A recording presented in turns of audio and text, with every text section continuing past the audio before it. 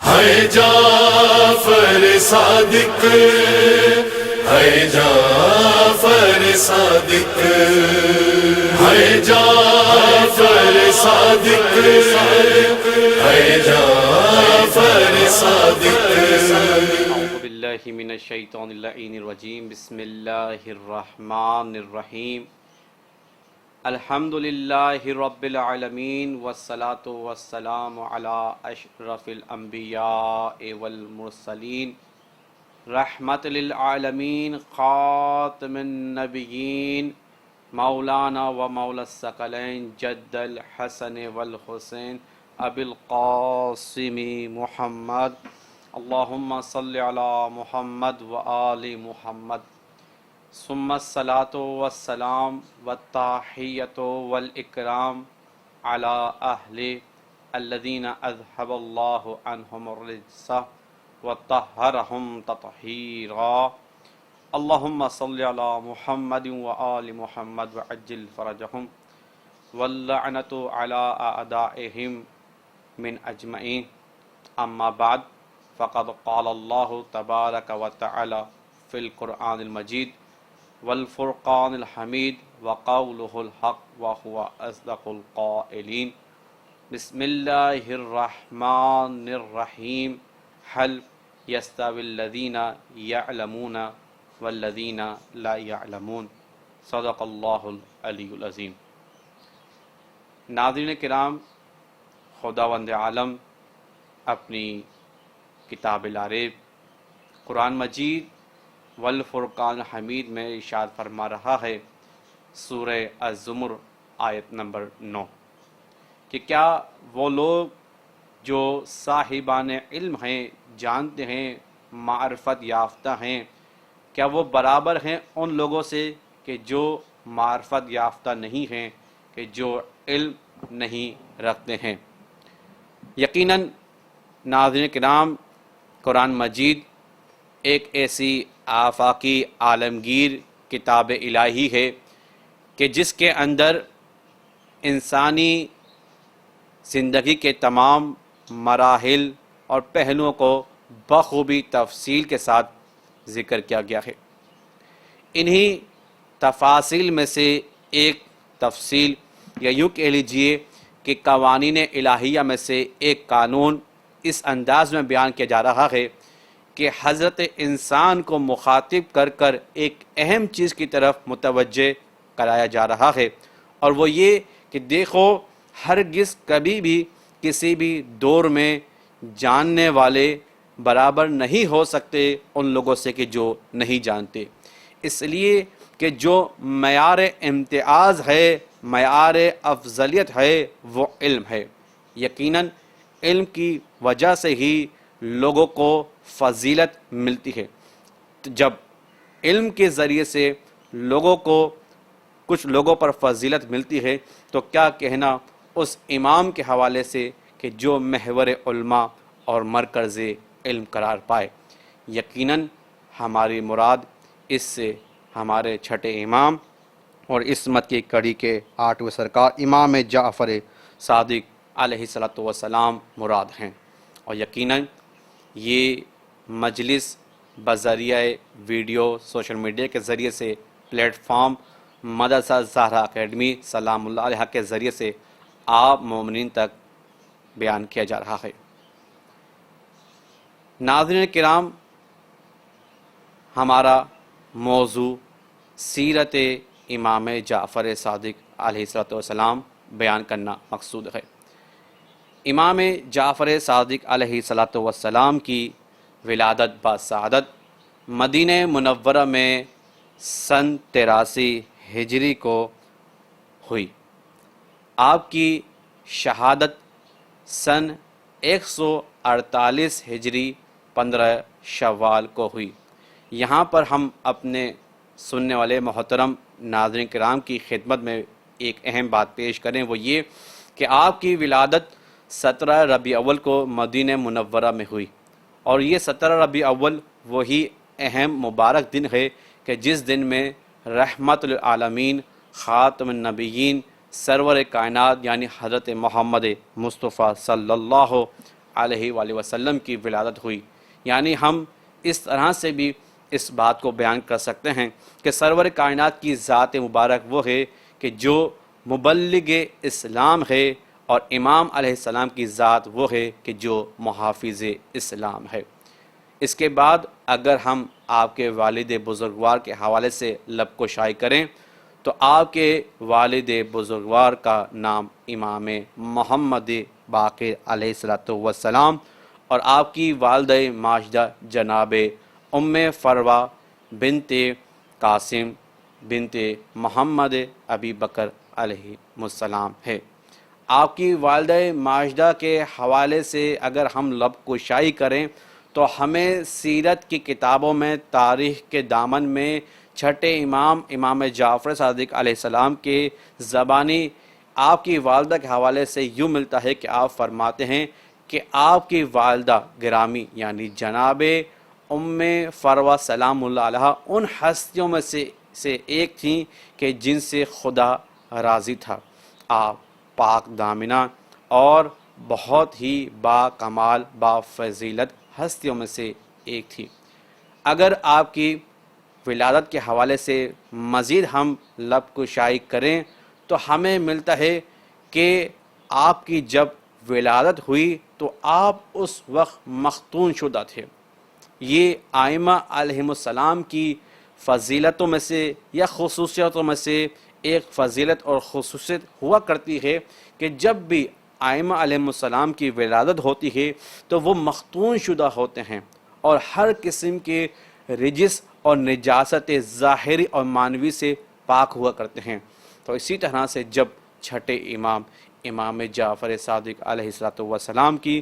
ولادت ہوئی تو آپ مختون شدہ تھے، اور نہ صرف مختون شدہ تھے بلکہ آپ کی والدہ ماجدہ روایت کرتی ہیں کہ جب آپ کی ولادت ہوئی تو آپ سجدہ بریز زمین پر تھے اور شہادتین کی گواہی دے رہے تھے۔ اور اس سے ہمیں یہ بھی معلوم ہوتا ہے کہ آپ علیہ السلام کی ذات مبارک وہ ہے کہ جو اسلام لے کر نہیں بلکہ اسلام نہیں بلکہ اسلام لے کر آئی ہے۔ یعنی وہ اور ہیں کہ جو بڑے ہو کر سن بلوغت تک پہنچ کر اسلام کو قبول کرتے ہیں، لیکن آپ کی ذات بابرکت وہ ہے کہ جو پیدائشی کے ساتھ ہی اسلام کے ساتھ تھی۔ اگر ہم اور مزید لب کشائی کریں تو آپ کے حوالے سے ہمیں یہ بھی ملتا ہے کہ جب امام محمد الباقر علیہ السلام کی رحلت کا شہادت کا وقت نزدیک آ پہنچا تو آپ نے تمام اصحاب کو جمع کیا اور کہا کہ میرے بعد اس منصب امامت کی ذمہ داری میرے لخت جگر امام جعفر صادق علیہ السلام کے کندھوں پر آئے گی، اس لیے کہ امام محمد الباقر علیہ السلام جانتے تھے کہ آپ کی شہادت کے بعد کچھ لوگ اس انداز میں اٹھیں گے اور یہ کہتے ہوئے صدائے بلند کریں گے کہ آپ کے بعد آپ کی امامت کی ذمہ داری چھٹے امام نے نہیں بلکہ جناب اسماعیل علیہ السلام نے ادا کی ہے، جبکہ ہرگز ایسا نہیں، اس لیے کہ جناب اسماعیل علیہ السلام جو چھٹے امام کے بڑے بھائی اور 5 امام کے سب سے بڑے فرزند ارجمند ہیں، ان کی رحلت چھٹے امام کے ہی زندگی مبارک میں ہو گئی تھی۔ تو یہ کیسے ہو سکتا ہے کہ جناب اسماعیل علیہ السلام چھٹے امام کی جگہ لیں؟ اسی لیے امام محمد الباقر علیہ السلام نے وقت آخر تمام اصحاب باوفا کو جمع کیا اور کہا کہ میرے بعد امامت کی ذمہ داری امام جعفر صادق علیہ السلام نبھائیں گے۔ اگر ہم امام علیہ السلام کے حوالے سے مزید گفتگو کریں تو ہمیں مختلف پہلو سبق آموز امام علیہ السلام کی سیرت سے ملتے ہیں کہ جو قابل ذکر بھی ہیں اور قابل نصیحت بھی۔ انہی واقعات میں سے ایک عظیم واقعہ اس انداز میں ملتا ہے کہ جس واقعے کو بیان کرنے والے فضل بن ربیع جو مبغض اہل بیت علیہم السلام ہیں اور قاتل امام صادق علیہ السلام کے یار و مددگار میں سے ہیں۔ کہتا ہے کہ ایک دن میں منصور دوانکی کے ساتھ تھا اور میں نے اس وقت امام علیہ السلام کو منصور دوانکی کے دربار میں آتے دیکھا۔ اور یہ فضل بن ربیع بیان کرتا ہے کہ اس دن منصور دوانکی جو کہ قاتل امام جعفر صادق علیہ السلام ہے، کہتا ہے کہ میں نے اس وقت منصور کو بہت ہی تیش کے عالم میں پایا، بہت ہی غصے کے عالم میں تھا، اور اس نے اسی حالت میں چھٹے امام کو اپنے دربار میں طلب کیا۔ یہ فضل کہتا ہے کہ میں نے دیکھا کہ جب امام جعفر صادق علیہ السلام دربار منصور میں داخل ہونے لگے تو اس وقت آپ علیہ السلام کے ہونٹ جنبش کر رہے تھے، یعنی ایسا معلوم ہو رہا تھا کہ امام کچھ پڑھ رہے ہیں۔ اور میں نے دیکھا کہ جب امام منصور دوانگی کے نزدیک آ پہنچے تو وہی منصور دوانگی کہ جو امام سے بغض رکھتا تھا، امام کا شدید ترین مخالف تھا، امام سے ایک وقت محبت کرنے لگا۔ یہ فضل کہتا ہے کہ میں پریشان ہو گیا کہ یہ کیا ماجرا ہے کہ منصور دوانگی تو دشمن امام ہے اور اس نے امام کو اپنے پہلو میں بٹھایا، امام کی تعظیم کے لیے کھڑا ہوا، امام کے لیے دسترخوان بچھوایا۔ یہ فضل کہتا ہے میں سمجھ گیا کہ اس کے پیچھے کوئی نہ کوئی حکمت پنہاں ہے۔ یہ فضل کہتا ہے کہ میں امام جعفر صادق علیہ السلام کی خدمت میں پیش ہوا اور سوال کیا، اے ابن رسول اللہ، یہ بتلائیے کہ آخر کیا ماجرا ہے کہ کس سبب منصور دوانکی جو کہ آپ کا شدید ترین مخالف ہے،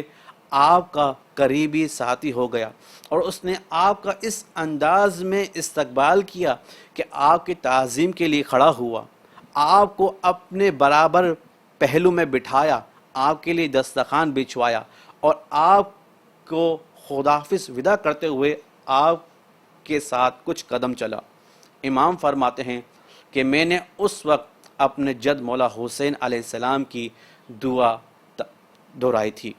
یہ فضل کہتا ہے کہ مولا بتلائیے یہ کون سی دعا ہے کہ جس کے ذریعے سے منصور دوانکی کے جس کا دل شکی القلب ہے وہ دل بھی نرم ہو گیا اور وہ آپ کا دوست ہو گیا۔ تب امام علیہ السلام فرماتے ہیں کہ یہ وہ دعا ہے کہ جس کو مولا حسین علیہ السلام نے روز عاشور تلاوت فرمائی تھی، اور وہ دعا کے یہ جملے ہیں، بسم اللہ الرحمن الرحیم، یا عدتی عند شدتی ویا غوثی عند قربتی الی آخر۔ ناظرین کرام، ہمیں امام علیہ السلام کی سیرت سے یہ پیغام ملتا ہے کہ جب کبھی ہم پریشانی اور مصیبت میں مبتلا ہو جائیں تو اس وقت ہم گھبرائے نہیں، بلکہ اس وقت ہم اپنے امام علیہ السلام کی اس سیرت پر عمل کرتے ہوئے خود کو مصیبتوں سے نکال لیں، اور یہ دعا کتاب مفاتح الجناح میں موجود ہے۔ اس کے علاوہ اگر ہم امام کی عاجزی اور انکساری کے حوالے سے لب کشائی کریں تو ہمیں بہت سے ایسے متعدد واقعات جا بجا تاریخ کی کتابوں میں ملتے ہیں کہ جو کہ قابل ذکر بھی ہیں اور ان کی نظیر رہتی دنیا تک نہیں ملتی۔ انہی نظیروں میں سے، انہی واقعات میں سے ایک واقعہ یہ کہ ہمیں ملتا ہے کہ امام علیہ السلام اپنے غلاموں کے ساتھ خیتوں میں کام کیا کرتے تھے،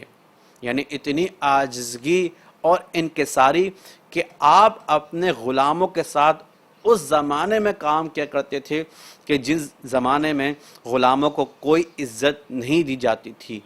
لیکن آپ نے اپنے غلاموں کے ساتھ خیتوں میں کام کر کے بتلا دیا کہ اگر اللہ نے آپ کو استطاعت اور قدرت دی ہے تو اس کا شکر اس انداز میں کریں کہ آپ مخلوق خدا کے دل کو مجروح نہ کریں، کہ ایسا نہ ہو کہ کسی کے اندر احساس کمتری پیدا ہو اور وہ نا امید اور مایوس ہو جائے۔ لہٰذا امام علیہ السلام کی سیرت سے ہمیں یہ درس ملتا ہے کہ اگر ہمارے ماتحت کچھ افراد ہیں تو ہمیں چاہیے کہ ہم ان کے عزت نفس کا خیال کریں، ایسا نہ ہو کہ ہمارے کسی بھی فعل سے ان کا عزت نفس کو ٹھیس پہنچے۔ اس کے علاوہ ہمیں اور متعدد واقعات امام علیہ السلام کی سیرت کے حوالے سے اس طرح ملتے ہیں کہ منصور دوانکی نے ایک دفعہ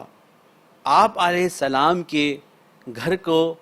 جلانے کی کوشش کی اور آپ کے تقدس کو پامال کرنے کی کوشش کی۔ آپ علیہ السلام اس وقت اپنے گھر میں عبادت الہی میں مشغول تھے۔ روایت کے جملے ہیں کہ جب گھر میں آگ کے شعلے بلند ہونا شروع ہوئے تو اس وقت امام آگے بڑھے اور آگے بڑھ کر آگ سے مخاطب ہو کر فرمایا، اے آگ، کیا تجھے نہیں معلوم کہ انا ابن ابراہیم، کہ میں ابراہیم کا بیٹا ہوں، کہ جو ابراہیم کے جن کے لیے وہ ابراہیم کے جن کے لیے آگ گلزار بن گئی تھی، میں اس ابراہیم کا بیٹا ہوں۔ پس امام کا یہ کہنا تھا کہ وہ آگ کہ جس کی شعلے بلند ہو رہے تھے ایک دفعہ بجھ گئی اور وہ آگ گلزار ہو گئی۔ یقیناً یہ امام کے معجزات میں سے ایک ایسا معجزہ ہے کہ جس کی نظیر رہتی دنیا تک ہمیں نہیں ملتی۔ اس کے علاوہ اگر ہم امام علیہ السلام کی سیرت کے حوالے سے لب کشائی کریں تو ہمیں یوں بھی ملتا ہے کہ ایک دفعہ منصور دوانکی نے 100 افراد اس غرض سے اپنے دربار میں جمع کیے، اور یاد رہے یہ 100 افراد بدو صحرا نشین تھے، اپنے دربار میں جمع کیے اس لیے کہ جب امام علیہ السلام دربار میں تشریف لائیں گے تو یہ بدو افراد کہ جن کے اندر اخلاق نامی کوئی چیز نہیں ہے، امام کی شان میں گستاخی کریں گے اور امام کے تقدس کو پامال کریں گے، اور ہم کہکوں کے ذریعے سے امام کا تمسخر اور مذاق اڑائیں گے۔ لیکن میں یہاں پر یہ بات عرض کرتا چلوں کہ جس کو اللہ رکھے بھلا اس سے کون چھکے۔ امام جب دربار منصور دوانکی میں داخل ہوئے تو وہی 100 افراد جو اوباش تھے اور اس مقصد ناپاک کے ذریعے سے داخل ہوئے تھے کہ ہم امام کے تقدس کو پامال کریں گے اور امام کی شان میں گستاخی کریں گے، لیکن جب امام کی ہیبت نورانی کو دیکھا اور جب امام کے اخلاق کا مظاہرہ اور مشاہدہ کیا تو ایک دفعہ امام کے قدموں میں گر گئے اور ایک دفعہ امام کے چاہنے والے ہو گئے۔ یقیناً اس کی مثال بھی رہتی دنیا تک کوئی بھی نہیں دے سکتا۔ اگر امام کے معجزات میں سے ہم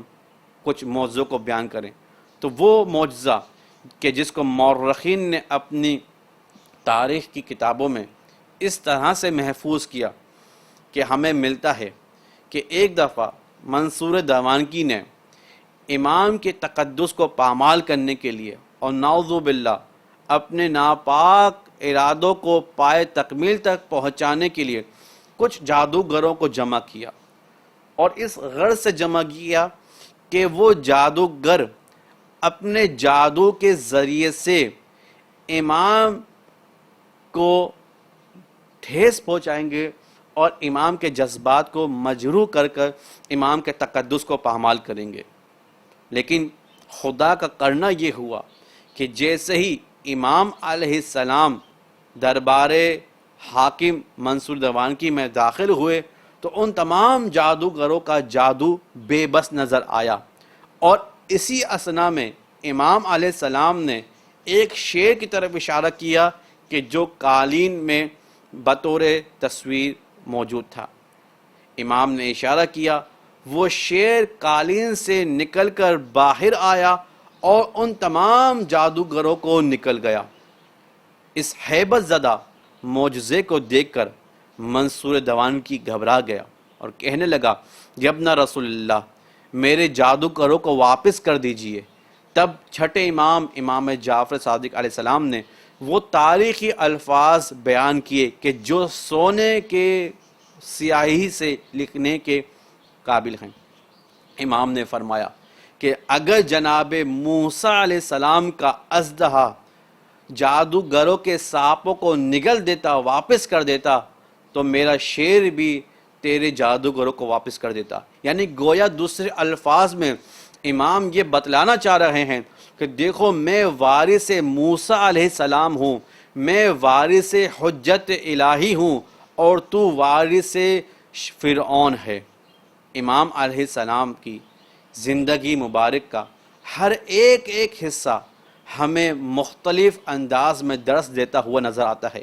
پھر چاہے وہ علم کا ہی میدان کیوں نہ ہو۔ ہاں عزیزان محترم، ناظرین کرام، ہمیں تاریخ کی دامن کتابوں میں ملتا ہے کہ امام علیہ السلام کے 4000 شاگرد اس زمانے میں موجود تھے کہ جنہوں نے تعلیمات امام جعفر صادق علیہ السلام کو دنیا کے کونے کونے تک پہنچایا، اور شاید یہی وجہ بنی کہ آج دنیا میں جو بھی علم ہمیں نظر آتا ہے، چاہے وہ علم سیاسی ہو، چاہے وہ علم اخلاق ہو، چاہے وہ علم معاشرتی ہو، یا وہ علم آسمانی ارضی ہو، گویا کوئی بھی علم ہو، اس کے بانی اور مؤسس امام جعفر صادق علیہ السلام کی ذات بابرکت ہی ہے۔ اور ہمیں یہاں تک ملتا ہے کہ روایت کی کتابوں میں اکثر و بیشتر حدیث امام جعفر صادق علیہ السلام سے ہی ملتی ہے، اس لیے شاید ہماری فقہ کو فقہ جعفریہ کے نام سے یاد کیا جاتا ہے۔ اگر ہم امام علیہ السلام کی سیرت کے حوالے سے مزید گفتگو کرنا چاہیں تو ہمیں ایک بہت اہم امام کا وہ واقعہ بھی ملتا ہے کہ جس واقعے کو بیان کرنے والے راوی جناب یونس بن ذبیان ہیں، اور یاد رہے جناب یونس بن ذبیان علیہ السلام امام کے قریب ترین ساتھیوں میں سے اور امام کے رازداروں میں سے ایک ہیں۔ روایت نقل کرتے ہیں کہ ایک دن ہم امام علیہ السلام کے حضور پیش تھے کہ اسی اثنا میں امام نے فرمایا کہ کائنات کا نظام ہمارے ہاتھ میں ہے، ہم جو چاہیں کر سکتے ہیں، اور یقیناً اس میں کسی قسم کا شک نہیں۔ امام نے فرمایا کہ ہم جو چاہیں کر سکتے ہیں، لیکن ہم پابند حکم الہی ہیں، یعنی ہم مرض الہی کے کبھی بھی خلاف نہیں جاتے۔ امام نے یہ جملے ادا کیے، اور جناب یونس بن ذبیان علیہ السلام بیان کرتے ہیں کہ امام نے جیسے ہی جملے ختم کیے، امام علیہ السلام نے اپنے پاؤں مبارک سے زمین پر ایک ٹھوکر ماری کہ جس کے نتیجے میں زمین شگاف ہوئی، اور زمین کے اندر سے سونوں سے بھرا ہوا ایک صندوق باہر آیا۔ جناب یونس بن ذبیان علیہ السلام نقل کرتے ہیں کہ میں نے امام سے سوال کیا، مولا اگر آپ کے پاس اتنی طاقت ہے، اگر آپ کے پاس اتنا مال و متاع ہے، تو پھر آپ کے چاہنے والے کیوں کر غریب نظر آتے ہیں؟ تب امام نے ہمارے لیے بہت ہی اہم بات بیان فرمائی۔ امام فرماتے ہیں اس لیے کہ یہ مال و متاع دنیا کا ان لوگوں کے لیے ہے کہ جو دنیا دار ہیں، اور میرے چاہنے والے جو بھی جعفری ہیں، جو امام جعفر صادق علیہ السلام کے ماننے والے ہیں، ان کے لیے جنت کا مال ہے، اس لیے کہ وہ جنتی ہیں۔ یہیں سے ہمیں ایک اہم پیغام امام کے اس فرمان سے نظر آتا ہے، ملتا ہے کہ دیکھیے اگر کسی کے پاس مال دنیا میں سے کچھ نہیں ہے، یا اگر ہے تو بہت کم ہے، تو وہ گھبرائے نہیں، اس لیے کہ امام علیہ السلام نے وعدہ کیا ہے کہ ہمارے چاہنے والے، ہمارے ماننے والے جنتی ہیں، اور ان کے لیے جنت کا مال و متاع خدا نے تیار کیا ہوا ہے۔ اور آخر میں ہم اس روایت کو بھی نقل کرنا چاہیں گے کہ جو چھٹے امام نے وقت آخر شہادت سے کچھ دیر قبل بیان کی۔ امام نے اپنے تمام گھر والوں کو جمع کیا، بیان کیا کہ میرے تمام اقربا، میرے تمام گھر والے، میرے بیٹے بیٹیاں سب میرے پاس آ جائیں۔ جب تمام افراد امام کی خدمت میں آ گئے، خود امام بیان کرتے ہیں کہ ہرگز وہ ہماری شفاعت نہیں پائے گا کہ جو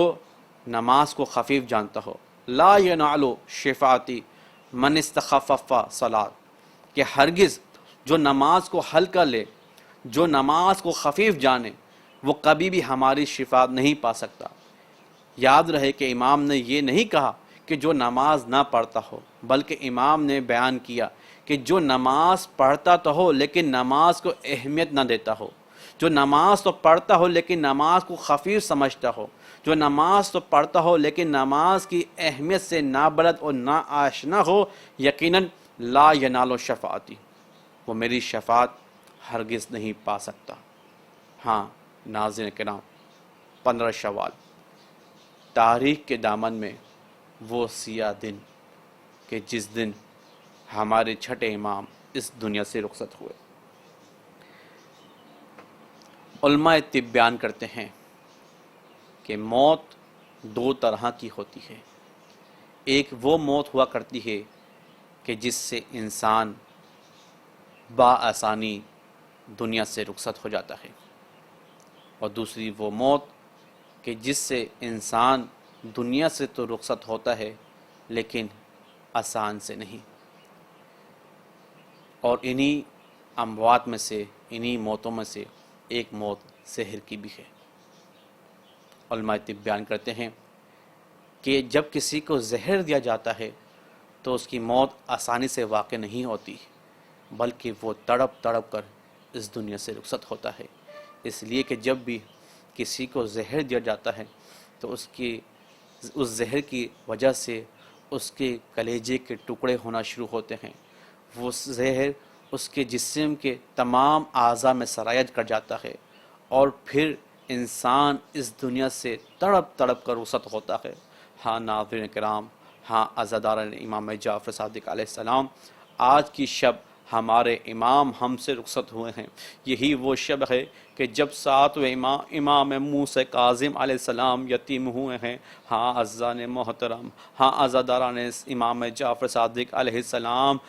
کہ تاریخ کے دامن میں ہمیں یہ واقعہ بھی ملتا ہے کہ جب ملعون منصور دوانکی نے امام کو دربار میں طلب کیا، امام دربار میں آئے ہیں اس انداز میں کہ امام کے دائیں بائیں امام کے ساتھی موجود ہیں، امام کے حواری موجود ہیں۔ میں ہاتھوں کو جوڑ کے عرض کروں گا، مولا آپ واقعی مظلوم ہیں، آپ کو زہر دغا سے شہید کیا، لیکن جب آپ اپنی مقتل کی جانب بڑھ رہے تھے آپ تنہا نہیں تھے، آپ بھوکے اور پیاسے نہیں تھے، آپ کے ساتھی مددگار آپ کے ساتھ موجود تھے، آپ پردیس میں نہیں تھے، لیکن سلام ہو آپ کے مظلوم جد مولا حسین پر۔ ارے جب وہ اپنی مقتل گاہ کی جانب بڑھ رہے تھے، ارے 3 دن کے بھوکے پیاسے، ارے دیار غریر میں، ارے بے بسی کے عالم میں تنہا آگے بڑھتے تھے۔ ہاں رونے والوں، روایت کے جملے ہیں کہ جب منصور دوانکی نے امام کو زہر دیا، امام کے جسم میں جب زہر داخل ہوا نا، ایک دفعہ زہر کی وجہ سے امام کے چہرے کا رنگ تبدیل ہونا شروع ہوا، ارے منہ سے خون کا نکلنا تھا کہ امام کے چاہنے والوں نے منہ کو پیٹ کر کہا، واہ مصیبتا، واہ غربتا، ہائے ہمارے امام ہم سے رخصت ہونے لگے ہیں۔ ہاں پھر وہ وقت بھی آیا کہ جب امام کی روح اس دنیا سے پرواز کر گئی، مدینے میں کوہرام بپا ہو گیا، ہر کوئی منہ کو پیٹتا ہوا، ہر کوئی یہ کہتا تھا، واہ یتیمہ، واہ مصیبتا، واہ غربتا۔ لیکن میں ہاتھوں کو جوڑ کے عرض کروں گا، مولا آپ مظلوم ہیں، واقعاً مظلوم ہیں۔ ارے آپ کو زہر دغا سے شہید کیا، لیکن جب آپ شہید ہوئے نا تو آپ کا تاریخی نماز جنازہ ادا کیا کیا گیا. ارے آپ کے بچے آپ کے ساتھ موجود تھے. ارے آپ کی نماز جنازہ امام موسیٰ کاظم نے ادا کی. آپ کو باعزت تدفین، آپ کو باعزت دفن کیا گیا. آپ کی لحد بنائی گئی. لوگ آتے تھے آپ کی قبر کی زیارت بھی کرتے تھے. لیکن سلام ہو میرا مظلوم حسین پر کہ جس کو نہ غسل ملا نہ کفن بنا. ارے خاک کربلا جس کا کفن بنا. لعنت اللہ علی قوم الظالمین وسيعلم الذین ظلموا أي منقلب ينقلبون. انا للہ و انا الیہ الراجعون. رضن بقضاء تسلیما لامرہ. پالنے والے تجھے واسطہ چاہدہ معصومین کا، پالنے والے تجھے واسطہ پنجتن پاک کا، تجھے واسطہ بالخصوص امام جعفر صادق علیہ السلام کا. ہمارے اس قلیل سے پرسے کو اپنے بارگاہ عالیہ میں قبول اور مقبول فرما. پالنے والے زہرا اکیڈمی سلام اللہ علیہ کہ جس کے ذریعے سے یہ مجلس آپ مومنین تک پہنچائی جا رہی ہے، پالنے والے اس کاوش کو اپنی بارگاہ میں قبول فرما. زہرا اکیڈمی کو دن دگنی اور رات چگنی ترقی عطا فرما. حاسدین کی بری نظروں سے محفوظ فرما. زہرا اکیڈمی کے جتنے بھی خادمین ہیں، مسئولین ہیں، اساتذہ کرام ہیں، پالنے والے ان کی توفیقات خیر میں اضافہ فرما. ان کی تمام دعائیں شریعہ کو جلد از جلد پورا فرما. پالنے والے کرونا وبا عام سے ہم سب کو محفوظ فرما. پالنے والے جہاں کہیں بھی مولا کے چاہنے والے ماننے والے آباد ہیں، ان کی جان مال عزت آبرو کی حفاظت فرما. ہمارے مرحومین کے درجات کو بلند فرما. دشمن عزاداریوں کو نیست و نابود فرما. امام زمانہ کے ظہور میں تعجیل فرما. ان کے امان و انصار میں شمار فرما. ربنا تقبل منا انک انت السمیع العلیم بجائے محمد وآلہ الطاہرین. ہے جعفر صادق، ہے جعفر صادق، ہے جعفر صادق، ہے جعفر صادق.